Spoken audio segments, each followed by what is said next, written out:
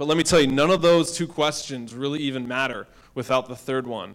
The third one is something that's so eye-opening. At the end of the day, you got to ask, what's it all for? Question number 3.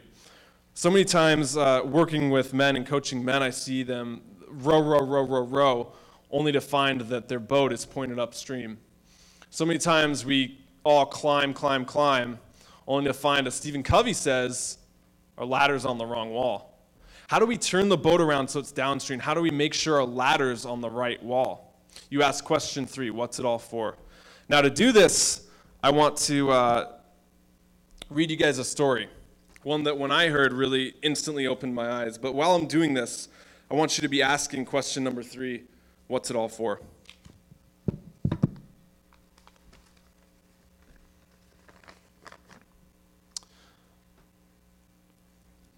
An American businessman took a vacation to a small coastal Mexican village upon doctor's orders.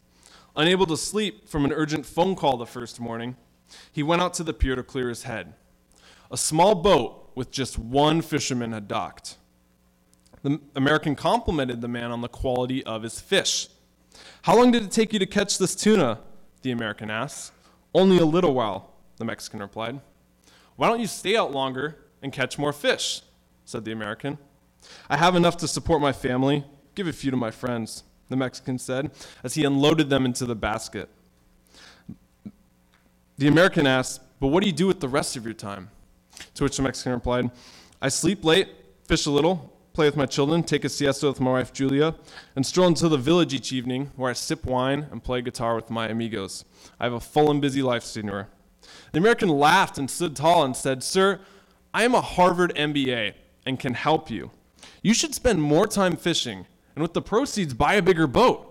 In no time, you'd have a whole fleet of fishing boats. You'd control processing, distribution, manufacturing. You make tons of money, way more than you're doing now. You'd have to leave this village, of course, and move to Mexico City, then LA, and finally New York, where you could grow your expanding enterprise with proper management."